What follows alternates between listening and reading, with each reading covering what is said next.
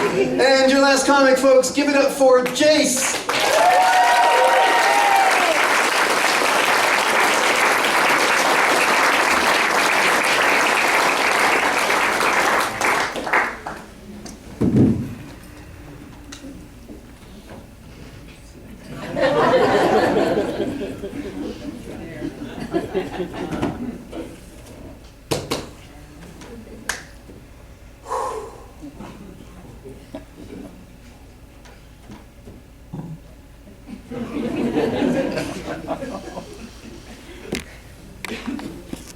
Good evening, everyone. My name is Jase.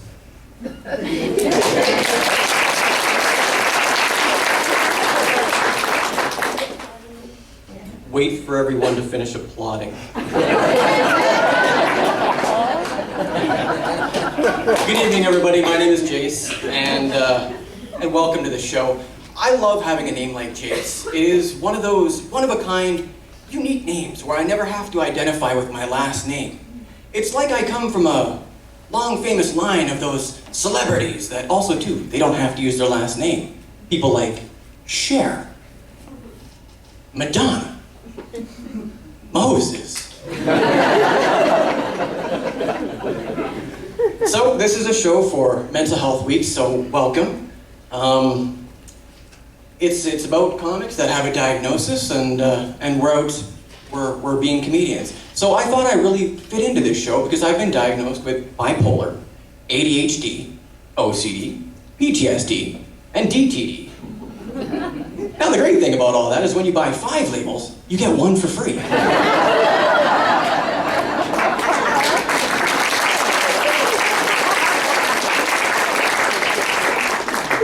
So for my free label, I'm gonna choose Jedi. It's oddly ironic because the first time I started displaying symptoms of a manic state, I thought I was a Jedi. I thought I had the power to possess the Force and move things with my mind. Unfortunately, the CN Tower is a lot heavier than it looks. I don't even think Yoda could lift it. I do love being a Jedi, though. I love controlling people with the Force. For example, you will all start clapping right now.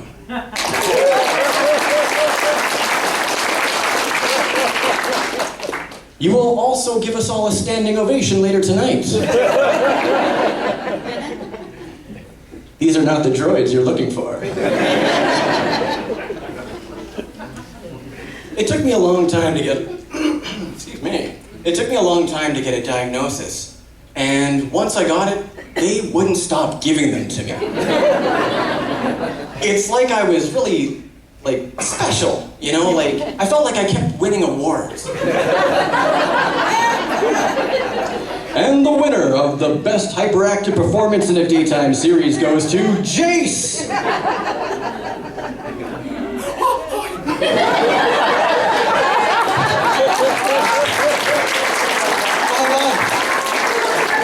I don't have a script for this. I have to thank the Academy, I have to thank my agent, and I'd like to thank Obi-Wan Kenobi.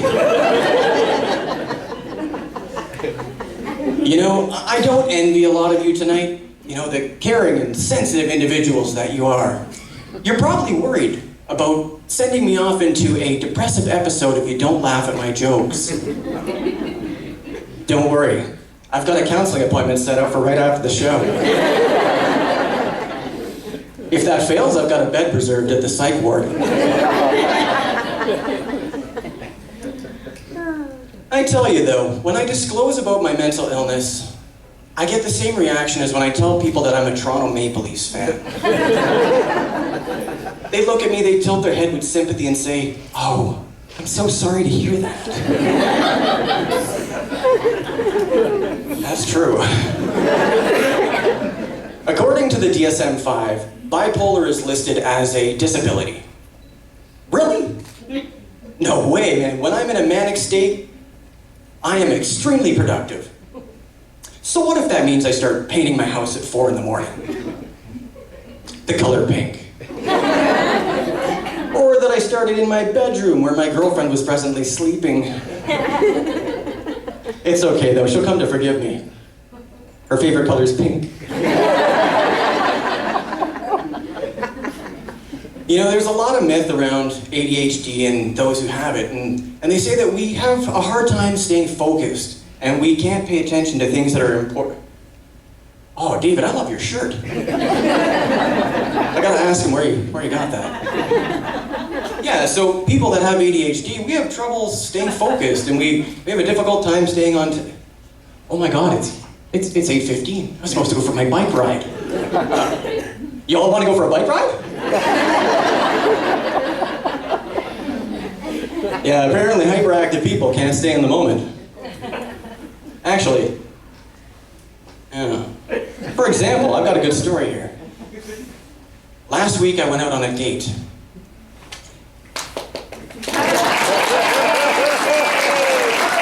No, I know you were just sitting there thinking, oh, I'm so sorry to hear that.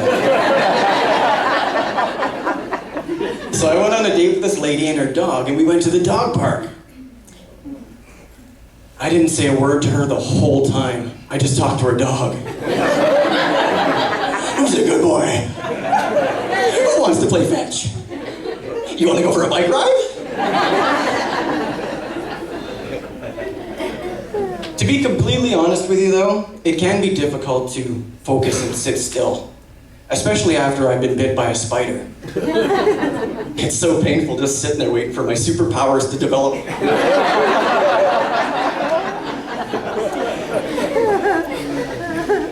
Out of here. This light kind of reminds me of the time that I was abducted by aliens. They told me all their secrets on how they've created old and outdated things in our society. Things like the pyramids, the Sphinx, and the Ontario mental health policy.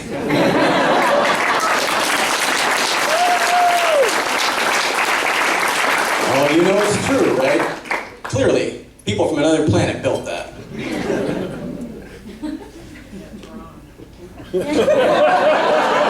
Very true.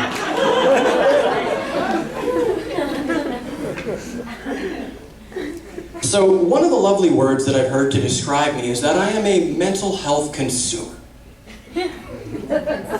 Really? I've never heard terms like physical health consumer, emotional health consumer, or even spiritual health consumer. Well, what would that be like, spiritual health consumer? You spend a new day at a church each time?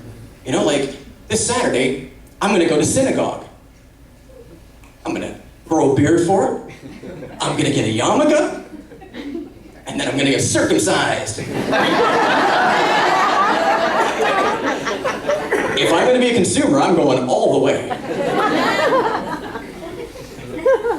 Well, even next week, I think I will join the Church of Scientology. Yeah. I mean, that only makes sense because I got A's in chemistry. And I bet by the end of the week, they'll hire me on as a preacher. If the check clears.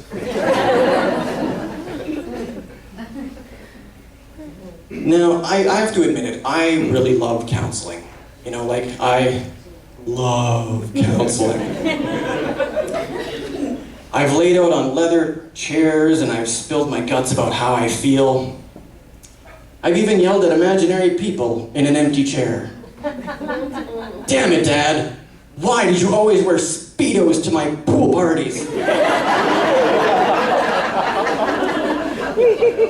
I even learned how to regulate my breathing. Which is awesome, because apparently next week, I'm starting underwater sessions. My counselor's back there, and she's like, what? No, we're not. Just go with it, it's part of the joke.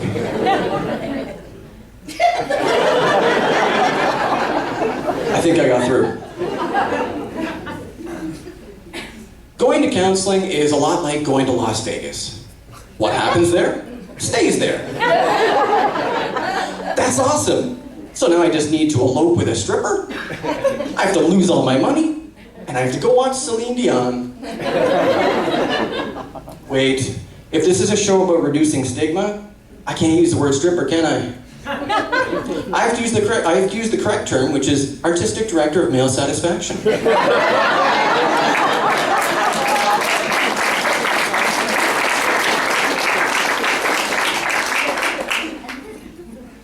most important things that I learned in counseling is how to effectively use I statements.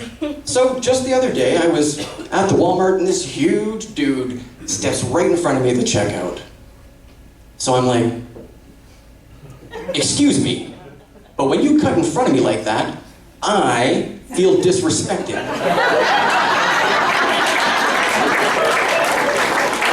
I would appreciate it if next time you thought about how your behaviors affects others.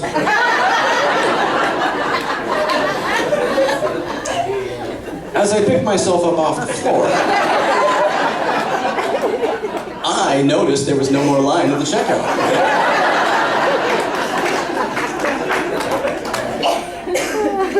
I live the recovery model today. I use the 4 elements to create harmony within my life. Chocolate, vanilla, strawberry, bananas. Seriously, don't knock a good sundae for mood stabilization unless you've tried it.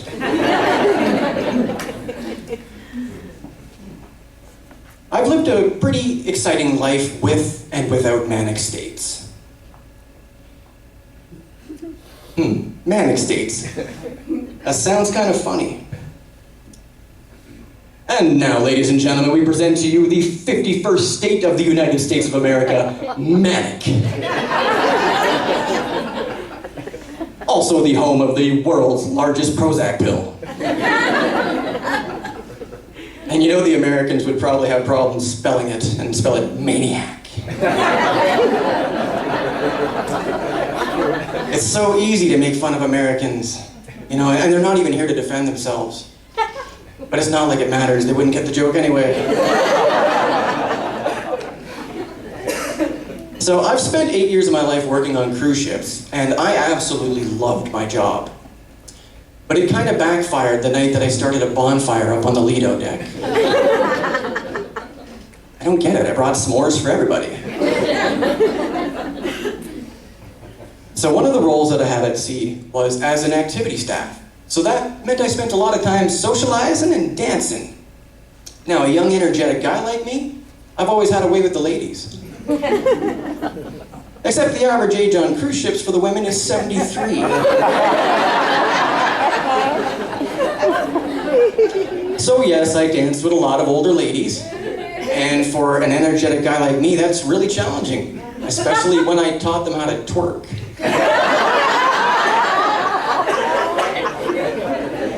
You always knew when I was on duty because there was a long lineup in the infirmary. Multiple broken hips, a couple strained pelvises, and 12 empty wallets. Working cruise ships, I traveled the world, but I've also lived homeless in East Hastings, Vancouver. And you can imagine, as a ladies' man, that completely killed my game. For some reason, women yeah, it absolutely killed my game. So I used to travel in a luxurious cruise liner. But in Vancouver, my vehicle had 4 wheels and a Safeway logo. For some reason, women are reluctant to get into a shopping cart to go to the drive-in. It even had bucket seats and a sunroof. And as a gentleman, I always offered to push. You guys been great, but I gotta go for a bite.